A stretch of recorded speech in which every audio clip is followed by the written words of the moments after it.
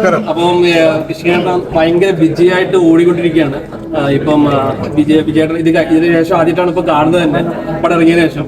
എങ്ങനെയുണ്ടായിരുന്നു തിയേറ്ററിലൊക്കെ വന്നപ്പോൾ ഒരു ഫീലിംഗ് എങ്ങനെയുണ്ട്? ഏറ്റവും സന്തോഷമുള്ള ഫീലിംഗ് തന്നെയാണ്. സാധാരണ സിനിമകൾ ഇറങ്ങുമ്പോൾ എപ്പോഴും നമുക്ക് കോമൺ ആയിട്ട് കാണുന്നത് ഏത് സിനിമ ഇറങ്ങിയാലും അതിന് രണ്ട് അഭിപ്രായം ഉണ്ടാവും എന്നുള്ളതാണ് നമ്മൾ ശീലിച്ചിട്ടുള്ളത്. പക്ഷെ ഒരുപാട് നാൾ കൂടിയിട്ടാണ് എല്ലാവരും ഒരു സിനിമയെ പറ്റി ഒരുപോലെ സംസാരിക്കുകയും ഈ സിനിമ കാണണമെന്നും ഇത് തിയേറ്ററിൽ മിസ്സാവരുതെന്ന് എല്ലാവരും, അതായത് നമ്മളൊരു മാർക്കറ്റിങ്ങിന്റെ ഭാഗമായിട്ടോ പബ്ലിസിറ്റിയുടെ ഭാഗമായിട്ടോ ഒന്നും നമ്മൾ ആവശ്യപ്പെടാതെ തന്നെ സാധാരണക്കാർ സിനിമ കണ്ടിട്ട് സിനിമ കാണാൻ പറ്റുന്ന സാധാരണ പ്രേക്ഷകര് സിനിമയ്ക്ക് വേണ്ടി സംസാരിക്കുന്നത് വളരെ അപൂർവമായിട്ടാണ് നമ്മൾ കാണുന്നത്. അത്തരത്തിലുള്ള ഒരു ഭാഗ്യം ആസ്വദിച്ചുകൊണ്ടിരിക്കുന്ന ഒരു സിനിമയാണ്. ഇപ്പൊ ഇന്നലത്തെ തന്നെ എടുത്തു പറയുകയാണെങ്കിൽ കേരളത്തിനെ പറ്റിയിട്ടല്ല നമ്മൾ പറയുന്നത്, ഇന്ത്യ മുഴുവനുള്ള ബുക്ക് മൈ ഷോയുടെ സെയിൽസ് റിപ്പോർട്ട് എടുത്തു നോക്കുമ്പോൾ ഇന്നലെ ഏകദേശം ഒറ്റ ദിവസം മാത്രം ഇന്ത്യയിൽ വിറ്റത് 1 ലക്ഷത്തോളം ടിക്കറ്റുകളാണ്. അത് കിഷ്കിന്ധകാണ്ഡം എന്ന് പറയുന്നത് നമ്മുടെ സിനിമയ്ക്കാണ്. അത് വലിയൊരു ഭാഗ്യമാണ്. വല്ലപ്പോഴും മാത്രം സംഭവിക്കുന്ന, അപൂർവമായി സംഭവിക്കുന്ന ഒരു ഭാഗ്യമാണ്. അത് ഏറ്റവും സന്തോഷമുള്ള കാര്യമുണ്ട്. ആസിഫൊക്കെ ഈ പറഞ്ഞ പോലെ ഒന്നും വലിയ പ്രൊമോഷൻ ഒന്നും ഇല്ലാതെ സൈലന്റ് ആയിട്ട് വന്നൊരു ഓണം ബമ്പർ അടിച്ചൊരു ഫീലിംഗ് ആണ് സത്യം പറഞ്ഞാൽ. എല്ലാവരും അങ്ങനെ തന്നെയാണോ? ഇത് ബമ്പർ അടിക്കുമെന്നല്ല, ഇത് ലോട്ടറിയാണ്. ഇത് ഒരു വലിയ അധ്വാനമുണ്ട് പിന്നില്. ഇതാ അന്ന് ഇതിന്റെ ഏറ്റവും വലിയ പ്രധാനമായിട്ട് താങ്ക്സ് പറയേണ്ടത് ഇതിന്റെ സ്ക്രിപ്റ്റ് റൈറ്റർ, സിനിമാറ്റോഗ്രാഫർ ബാഹുലാണ്. രാഹുലിന്റെ സ്ക്രിപ്റ്റും ഇതിന്റെ ക്യാമറയും ഇത് എന്നോട് വിളിച്ച് പലരും പറയുന്നത് മലയാള സിനിമയുടെ ചരിത്രത്തില് ഇത്രയും ഗംഭീരമായുള്ള സിനിമ വളരെ അപൂർവമാണ്. ചിലർ പറഞ്ഞ അങ്ങനെ വന്നിട്ടില്ല. ഇത് ഒരു ഇറാനിയൻ സിനിമ, അങ്ങനെ ഒരു ക്ലാസിക്, വേൾഡ് ക്ലാസിക് എന്നൊക്കെയാണ് പറയുന്നത്. കേൾക്കുമ്പോൾ ഭയങ്കര സന്തോഷമുണ്ട്.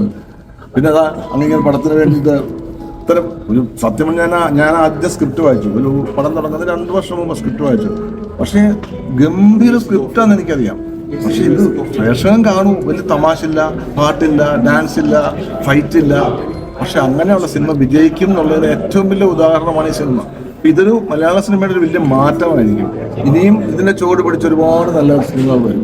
ശരിക്കും ഈ സിനിമയ്ക്ക് കിട്ടിയ ഏറ്റവും വലിയ ഇപ്പൊ ഇത് ആസ്വദിക്കുന്ന എല്ലാ വിജയങ്ങളും വലിയൊരു നന്ദി പറയേണ്ടത് ഇതിന്റെ നിർമ്മാതാവിനോടാണ്. കാര്യം ഓണം സിനിമകളുടെ കൂടെ അല്ലെങ്കിൽ നമ്മുടെ ഒരു ഫെസ്റ്റിവലിൽ ഈ സിനിമ റിലീസ് ചെയ്യാം എന്ന് ഇദ്ദേഹം എടുത്തൊരു തീരുമാനമാണ് ഈ സിനിമയുടെ ജാതകം തന്നെ മാറ്റി മറിച്ചതെന്നാണ് എനിക്ക് തോന്നുന്നത്.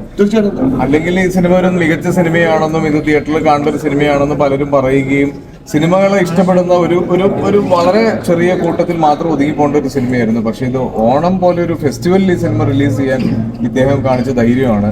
അതുപോലെ തന്നെ സിനിമയിൽ 50 വർഷം തികയ്ക്കുന്ന ഞങ്ങളുടെ കൊക്കേട്ടന് ഞങ്ങളെ കൊണ്ട് പറ്റുന്ന ഏറ്റവും വലിയ സമ്മാനമാണ് ഈ സിനിമ. അപ്പുപിള്ള എന്ന് പറഞ്ഞ ഈ ക്യാരക്ടർ മലയാള സിനിമയുടെ ഭാഗമായി മാറുന്നു. അത് ഞങ്ങള് ഈ 50 വർഷം തികയ്ക്കുന്ന കുട്ടേട്ടന് സമർപ്പിക്കുന്നു.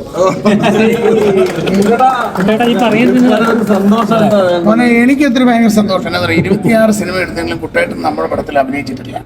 ഗുഡ്വില്ലിന്റെ ആദ്യമായിട്ടാണ് എൻ്റെ അയലോകക്കാരൻ നമ്മുടെ സിനിമയിൽ അഭിനയിക്കുന്നത്. അതിലൊക്കെ ഉപരിയായി ഇത് മലയാള സിനിമ സ്നേഹികളുടെ വിജയമാണ്, സിനിമാ പ്രേമികളുടെ വിജയമാണ്, മലയാള സിനിമയുടെ വിജയമാണ്. ഇനി അങ്ങോട്ട് കിഷ്കിന്ധകാണ്ഡത്തിന് മുന്നും പിന്നും എന്നുള്ളൊരു വേർതിരിവുണ്ടാകുമെന്ന് ഞാൻ ഉറച്ചു വിശ്വസിക്കുന്നു. പാട്ടും ഡാൻസും ഫൈറ്റും അങ്ങനെയൊന്നും ഇല്ലാതെ ഒരു സിനിമ വിജയിപ്പിക്കുക എന്നുള്ളത് ഏറ്റവും വലിയ ഉദാഹരണമാണ്. അപ്പം നല്ല സിനിമകൾ മലയാളത്തിൽ ഉണ്ടാവട്ടെ. അതിനുള്ള കാരണം ഈ കിഷ്കിന്ധകാണ്ഡമാണെന്നുള്ളതിൽ എൻ്റെ ഡയറക്ടറും എൻ്റെ സ്ക്രിപ്റ്റ് റൈറ്ററും എൻ്റെ പ്രൊഡ്യൂസറും ഇവരെല്ലാവരും അതിനെ അഭിമാനിക്കാം. ഈ സിനിമകളുടെ എല്ലാം ഈ റെസ്പോൺസ് വരുമ്പോൾ കുട്ടേട്ടന്റെ അഭിനയങ്ങളുടെ എല്ലാം അച്ഛനായിട്ട് ഒരുപാട് താരതമ്യം ചെയ്തിട്ടുണ്ട്.